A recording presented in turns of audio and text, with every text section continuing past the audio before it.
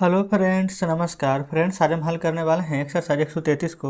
इससे पहले हमने एक्सरसाइज 132 तक के इन सभी प्रश्नों को हल करवा दिए हैं। साथ में इसका प्लेलिस्ट भी बना दी है। तो जो भी फ्रेंड्स ये वीडियो पहले वाला नहीं देखे ना, तो जा करके जरूर से देखिएगा। प्लेलिस्ट में सभी वीडियो आपको चैप्टर वाइज मिल जाएगी। तो चलिए फ्रेंड्स, एक्सरसाइज 133 में जितने प्रश्न दिए गए हैं इन सभी को अपने कॉपी पर लिख कर आपके सामने लाते हैं। तो देखेंगे फ्रेंड्स, यहाँ पर एक्सरसाइज 133 का ना सभी प्रश्न हमने लिख लिए हैं। तो इन सभी को यहाँ पर हल करेंगे, है ना। जिससे पहला मैंने यह काम किया।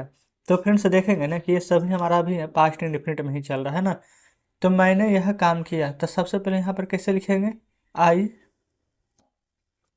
अब फ्रेंड्स यहाँ पर ना देखिएगा, करना का मीनिंग होता है डू। तो यहाँ पर ना इसका V2 लिखेंगे ना, तो डिड, है ना। आई डिड, यह किया क्या काम ना, तो आई डिड दिस वर्क, यह काम ना, तो दिस वर्क। अब ये मत सोचिएगा कि यहाँ पर सर गलत बता दिए हैं कि डिड तो लगता है नोट रहेगा तो क्या रहेगा, तो है ना। तो फ्रेंड्स हमने डिड यहाँ पर डू का V2 बताया, क्लियर है ना। तुमने यह काम क्यों किया, तो यहाँ पर डिड जो लगेगा वो भाई है ना, इसलिए लग रहा है क्योंकि क्या कब कैसे नहीं रहता तो डिड का प्रयोग करते हैं ना निगेटिव इंट्रोगेटिव में। तो भाई डिड यू डू यह काम, तो दिस वर्क। यहाँ पर क्वेश्चन मार्क भी देंगे।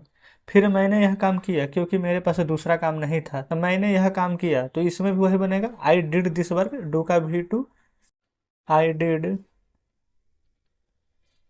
दिस वर्क क्योंकि, तो बिकॉज मेरे पास दूसरा काम नहीं था, तो लिखेंगे I had no other work, clear है। अब चलते हैं फ्रेंड्स नेक्स्ट पेज पर। देखेंगे फ्रेंड्स, आ चुके हैं नेक्स्ट पेज पर। बोला गया ना कि मैं तुम्हें पीटना चाहता था, तो लिखेंगे आई। यहाँ पर देखेंगे ता था तिथि अगर लगा रहे तो भी कोई दिक्कत नहीं, अभी यहाँ पर ना हमारा फ्रेंड्स पास्ट इंडिफिनिट का ही रहेगा। ताई wanted to beat you, clear है, कोई दिक्कत नहीं है। चलिए अगला है, तुम मुझे बरसों से ठग रहे हो। तो देखेंगे यहाँ पर फ्रेंड्स ना मिला करके दिया गया है ना, बरसों से। तो यहाँ पर देखेंगे सिंस ऑफ फोर वाला यहाँ पर क्वेश्चन आ गया ना। ये सभी फ्रेंड्स किसका है, तो प्रेजेंट परफेक्ट कंटिन्यूअस टेंस का बाकी है हमारा, ठीक है। तो लिखेंगे यू हैव बीन चीटिंग, ठगना का मीनिंग हो जाएगा ना यहाँ पर चीटिंग, ठीक है। फिर किससे, तब मुझे, तब मी, बरसों से, निश्चित नहीं ना है कितना वर्ष से, तब 4 लगाएंगे, 4 ईयर्स। यही फ्रेंड से निश्चित रहता तो सेंस लगाते, ठीक है। फिर मैंने तुम्हें कभी नहीं ठगा है, तो लिखेंगे आई हैव नेवर चीट है, तो V3 लगाएंगे फ्रेंड, तो हो जाएगा यहाँ पर चीटेड। तुम्हें तो यू। चलिए आगे बढ़ेंगे। अगला यहाँ पर मैं किसी को नहीं ठगना, मैं किसी को ठगना नहीं जानता, तो लिखेंगे आई डू नोट, क्योंकि फ्रेंड्स ताहित ही है, प्रेजेंट इंडेफिनिट है। तो I do not know to cheat anyone, है ना। अगला, तुम इतने मेहनत क्यों करते थे, तो लिखेंगे भाई डिड यू। अच्छा तुम इतने मेहनत, तो फ्रेंड्स मेहनत क्यों करना ना, तो इसका मीनिंग लिख दीजिए, भाई did you work so hard, question mark, clear है। चलिए अगला देखेंगे, मैं एक डॉक्टर बनना चाहता था, तो लिखेंगे I wanted to be a doctor, clear है। चलिए अगला है, क्या आप नहीं चाहते, तो क्या आप नहीं चाहते, तो लिखेंगे do you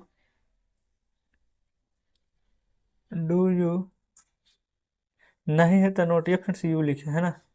do you note want now, question mark. अगला है, मैं चाहता हूँ परंतु मेरे पास कुछ कठिनाइयाँ हैं, तो मैं चाहता हूँ ना, तो आई वांट, परंतु तब बट मेरे पास कुछ कठिनाइयाँ हैं, तो I have some difficulties, meaning लिख देंगे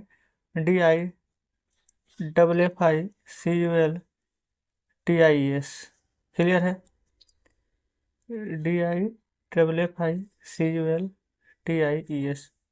ऐसे फ्रेंड्स अगर आपको मीनिंग यहाँ पर याद है तो अच्छी बात है, नहीं याद है तो हमने बता ही दिया है, इसलिए मैंने अपना इरादा बदल दिया है। तो सो आई हैव चेंज्ड, CHANGED। ये फ्रेंड्स ईडी क्यों लगाए हैं, क्योंकि यहाँ पर देखेंगे ना तो हमारा यहाँ पर हाइव है, तो हाइव के साथ यहाँ पर V3 का प्रयोग होता है। क्लियर है यहाँ तक। चेंज मतलब होता है फ्रेंड्स बदलना, ईडी लगा देंगे तो यहाँ पर V3 चेंज्ड हो जाएगा हमारा, है ना। चलिए मैंने अपना इरादा बदल दिया है, तो आई है फ्रेंड्स, तो यहाँ पर कर देंगे आई का माई। इरादा का आप इंटेंट भी लिख सकते हैं या फिर VIW भी लिख सकते हैं, कोई दिक्कत नहीं है, ठीक है। अब देखिए बोला गया है अब मैं एक किसान बनूंगा, तो लिखेंगे अब का मीनिंग पहले नाउ, मैं एक किसान बनूंगा, I shall be a farmer, FARMER। Clear है। चलिए आगे देखेंगे, क्या मैंने ठीक नहीं किया है, तो यहाँ पर हो जाएगा फ्रेंड्स, देखेंगे किया है तो प्रेजेंट परफेक्ट का वाक आ गया, किया था रहता था पास्ट, यहाँ पर इंडेफिनिट हो जाता, ठीक है ना। तो फ्रेंड्स पास्ट में, और यहाँ पर क्या लिखे आएंगे ना, यहाँ प्रेजेंट है ना, तो यहाँ पर आई है, तो आई के साथ हैव का प्रयोग हम करते हैं, ठीक है। तो हैव आई नोट डन भी, ये फ्रेंड्स V3 लिखे हैं, डू का डन, ठीक है। और राइट सही का मीनिंग या फिर ठीक कह सकते हैं आप। फिर क्या मुझे आप मुझे क्या सलाह देते हैं, तो लिखेंगे what advice do you give me, question mark. फिर क्या उस लड़के ने तुम्हारे प्रस्ताव को स्वीकार किया, तो फिर से देखेंगे ना इसमें सिर्फ किया, है ना। तो आप कह सकते हैं कि हमारा पास्ट इंडेफिनिट का है, कोई दिक्कत नहीं है, तो यहाँ पर डिड का प्रयोग करेंगे। डिड उस लड़के ना, तो that girl, did that girl स्वीकार किया, तो यहाँ पर लिखिएगा एक्सेप्ट, ACCEPT। क्या, तो तुम्हारा प्रस्ताव यानी कि योर प्रोपोजल मीनिंग लिखिएगा PROPOSAL, क्वेश्चन मार्क दे देंगे। ये फ्रेंड देखेंगे पेन थोड़ा छूट छूट को करा, चलिए कोई दिक्कत नहीं है, आगे बढ़ जाते हैं। अगला फ्रेंड्स यहाँ पर ना, उसका कोई विरोध नहीं था परंतु उसकी माता ने स्वीकार नहीं किया, ठीक है। उसका कोई विरोध नहीं था, पहले यहाँ तक बनाइए, तो लिखेंगे she had no objection, OBJECTION, है ना। सी हैड नो ऑब्जेक्शन, परंतु उसकी माता ने स्वीकार नहीं किया, तो लिखेंगे बट हर मदर। ये फ्रेंड्स सी है ना, इसलिए हम यहाँ पर पोसेसिव कैसे हर लिख रहे हैं ना, her mother did not accept, ACCEPT। यही फ्रेंड्स अगर यहाँ पर ही रहता तो हीज लगाते हैं, यहाँ पर अच्छा से अगर नहीं दिख रहा फ्रेंड्स तो फिर से लिख देते हैं, ये डिड नोट लिखे हैं, है ना, एक्सेप्ट ACCEPT। अगला है क्या हुआ तब, तब heart happened them, heart happen होता है ना क्या हुआ, HAPPEN ED लगा देंगे तो हैपेंड, यहाँ पर तब का मीनिंग हो जाएगा देन, THEN क्वेश्चन मार्क दे देंगे। क्लियर फ्रेंड्स यहाँ तक, इसका मीनिंग फिर से सही से लिख देते हैं ACCEPT, हो गया ना। चलिए चलते हैं नेक्स्ट पेज पर, देखेंगे आ चुके हैं फ्रेंड्स नेक्स्ट पेज पर। बोला गया है ना वही हुआ जैसा होता आ रहा है, वही हुआ, तो इट हैपेंड जैसा होता आ रहा है, तो लिखेंगे द सेम, और फ्रेंड्स यहाँ पर तो जगह है नहीं, ऊपर लिखते कोई दिक्कत नहीं ना होगा, ठीक है। लिख रहे हैं ना कि इट हैपेंड द सेम, फिर इसके बाद हम जस्ट ऊपर लिख रहे हैं, यहाँ पर लिखेंगे what has been happening, HAPPENING question mark. ये friends it happened the same, फिर व्हाट हैज बीन हैपनिंग, ये हमने ऊपर लिख दिया, ठीक है। आप यहाँ पर बढ़िया से देख लेंगे। अगला है वह अपने घर में है और मैं अपने घर में, पहले वह है अपने घर में है के बनाएंगे, लिखेंगे सी इज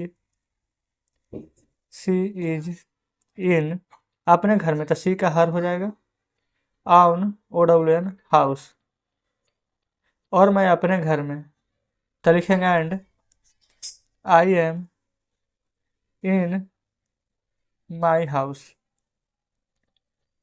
ठीक है। यहाँ तक कोई दिक्कत नहीं है, ये फ्रेंड्स हाउस लिखे हैं HOUSE, ठीक है।